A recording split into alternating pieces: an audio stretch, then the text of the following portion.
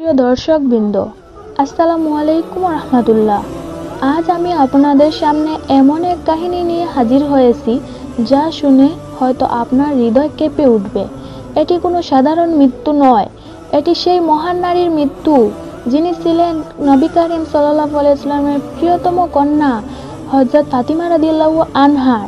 তিনি ছিলেন জান্নাতি নারীদের সর্দার, তিনি ছিলেন ঈমান ও তাকওয়ার প্রতীক।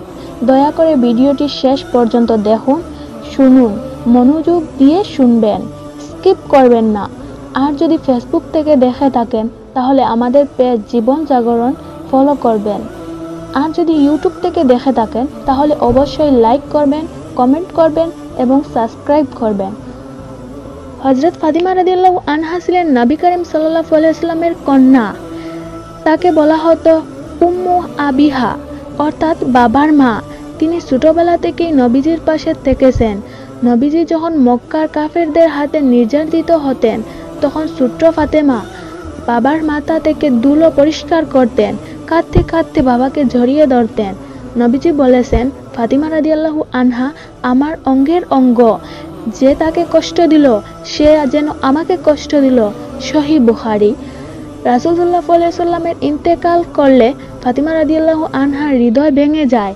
তিনি একদিন কাঁদতে কাঁদতে বললেন, হে বাবা, আপনার চলে যাওয়া যথেষ্ট, আমি সহ্য করতে পারছি না। আয়েশা রাদিয়াল্লাহু আনহা বর্ণনা করেন, আমি দেখলাম নবী সাল্লাল্লাহু আলাইহি ওয়াসাল্লাম ফাতিমা রাদিয়াল্লাহু আনহার কানে কিছু বললেন। তিনি প্রথমে কাঁদলেন, তারপর আবার হাসলেন। পরে জানা গেল নবীজি তাকে বলছিলেন, তুমি আমার পরিবার থেকে সর্বপ্রথম আমার সাথে মিলিত হবে। রাসূল সাল্লাল্লাহু আলাইহি ওয়াসাল্লামের মৃত্যুর পর থেকে ফাতিমা রাদিয়াল্লাহু আনহা দুনিয়ার সব কিছু ছেড়ে দেন। তিনি দিন রাত আল্লাহর ইবাদতে মুগ্ধ থাকেন। সন্তানদের উপদেশ দিতেন, হে সন্তানরা, নামাজ কখনো ছেড়ো না, আল্লাহর অনুগত থেকে বিচ্যুত হও না। আল্লাহ বললেন, প্রত্যেক প্রাণীরই মৃত্যুর স্বাদ গ্রহণ করতে হবে। সূরা আলে ইমরান। হযরত ফাতিমা রাদিয়াল্লাহু আনহা মৃত্যুর দিন সকালে তিনি অন্য দিনের মতো ছিলেন না। হযরত ফাতিমা রাদিয়াল্লাহু আনহার মৃত্যুর দিন সকালে তিনি অন্য দিনের মতো ছিলেন না। বুড়ে উঠে ঘর পরিষ্কার করলেন, সন্তানের কাছে ডাকলেন, একে একে আদর করলেন, তাদের খাবার তৈরি করে দিলেন যেন তার মৃত্যুর পর ক্ষুধার কষ্ট না হয়।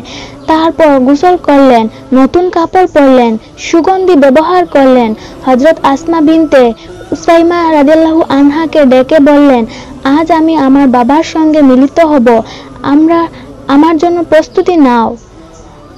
ফাতিমা রাদিয়াল্লাহু আনহা নামাজ পড়লেন, দীর্ঘ সিজদায় গেলেন এবং সিজদার মধ্যে তার আত্মা আল্লাহর কাছে ফিরে গেল।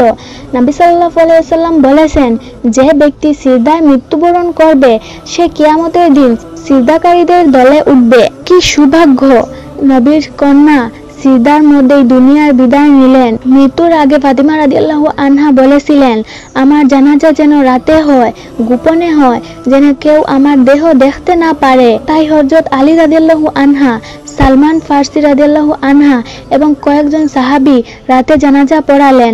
তাকে দাফন করা হলো, কিন্তু আজ পর্যন্ত তার কবরের সঠিক স্থান রহস্যময় রয়ে গেল।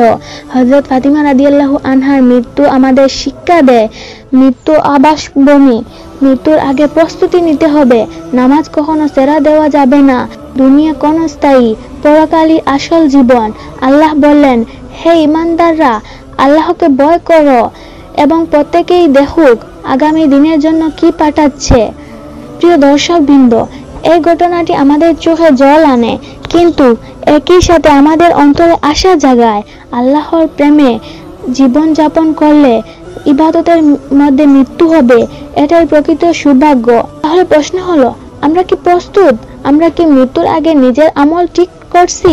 প্রিয় ভাই ও বোনেরা, ভিডিওটি যদি ভালো লেগে থাকে তাহলে অবশ্যই লাইক করবেন, কমেন্ট করবেন আর আপনাদের মতামত জানাবেন। কোন ইতিহাস আপনারা জানতে চান, আর সাবস্ক্রাইব করবেন। ফেসবুক থেকে দেখে থাকলেন আমাদের পেজ জীবন জাগরণ ফলো করবেন। আল্লাহ আমাদের সবাইকে হযরত ফাতিমা রাদিয়াল্লাহু আনহার মতো ঈমানী জীবন ও সুন্দর মৃত্যু দান করুন। আমিন।